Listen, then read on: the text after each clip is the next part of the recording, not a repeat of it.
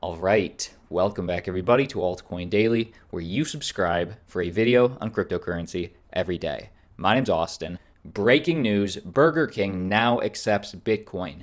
This is mass adoption. This is a piece of mass adoption. It's one small step because it's not every Burger King, it's German Burger Kings, and it's not actually in their physical locations at their stores.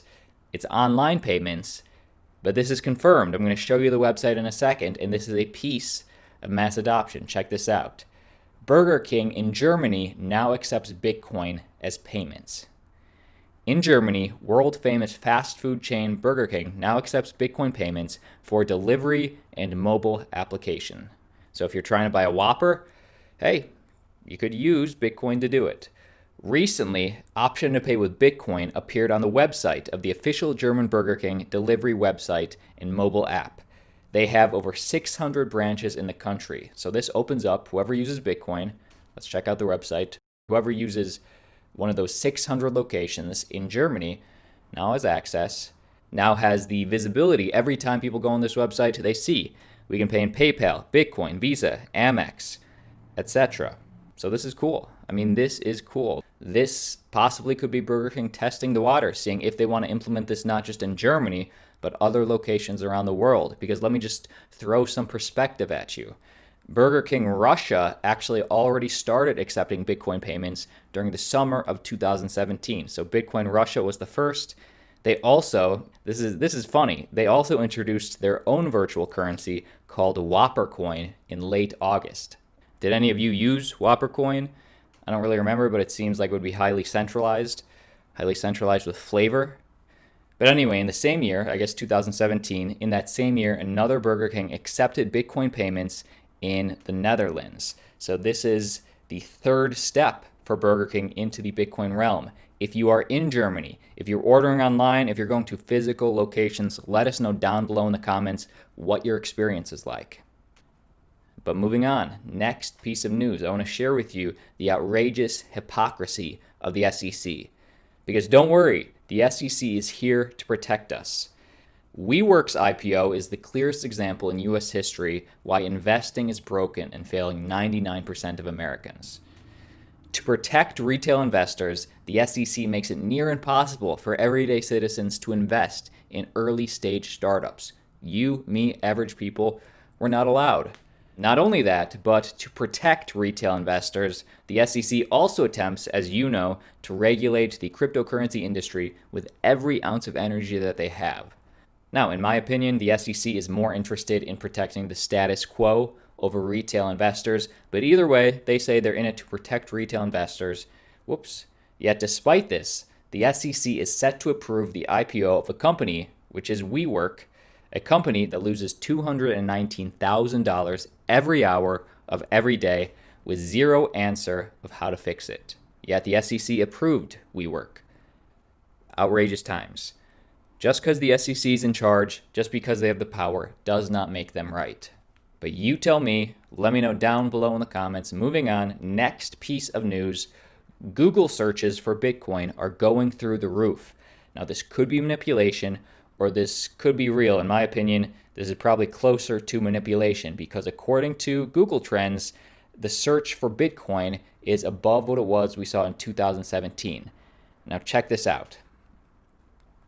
Check this out. If you just go on Google Trends right now and type in Bitcoin, which I did, if we look at where we are now, it shows Bitcoin's flat. Yet if you go on this other Google Trends chart, it shows it's skyrocketing off the roof. So what's real? Well, this is something that I didn't know about Google Trends. Google Trends divides searches into search terms and subject, where currency is a subcategory. So what does that mean? Well, if you do a search on Google Trends like I did and choose to display the search term Bitcoin, only the exact term Bitcoin will be displayed. And for the exact term Bitcoin, which I just showed you, there's no real spike. But instead, if you choose to open up that search and include all terms that have Bitcoin in it, like buy Bitcoin, Bitcoin price, where can I buy Bitcoin, anything, any phrase, whatever with Bitcoin, you have that option too. So which one do you believe? If you're just looking at the search term, Bitcoin could not be lower right now. But if you open it up to the currency, people are searching, predominantly in China, Nigeria, South America, Slovenia, and Ghana. Those are the big places. So what do you think? If this is true, what do you attribute this to? Possibly Bakkt. Bakkt is opening up its custody on Friday. That's happening in 1 day from now. Maybe it's Vechain announcing his bullishness for Bitcoin on Breakfast Club Power 105. Watch this video if you haven't. This is very bullish for Bitcoin. But whatever it is, I'll keep you posted. Next piece of news, if you hold Ethereum, check this out. A big kahuna in the financial space revises his bullish opinion on Ethereum.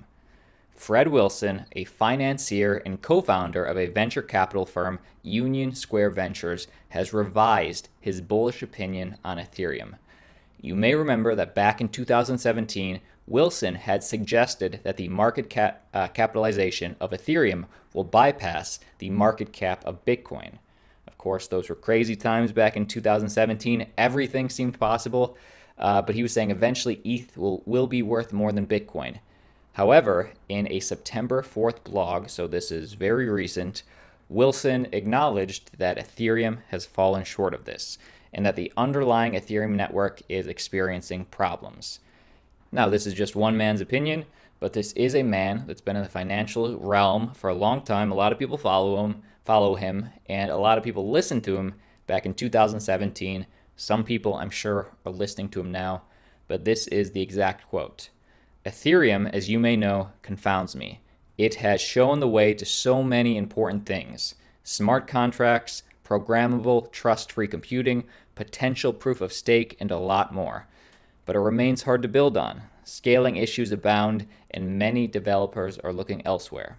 This is all true. I mean, this is just one man's opinion, so take this what you will.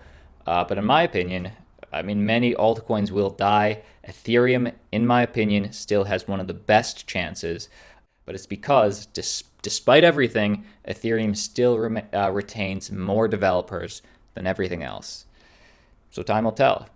The Fred Wilsons of the world are bearish on Ethereum, but the William Shatners of the world are bullish on Ethereum. Ethereum goes where no Bitcoin has ever gone before.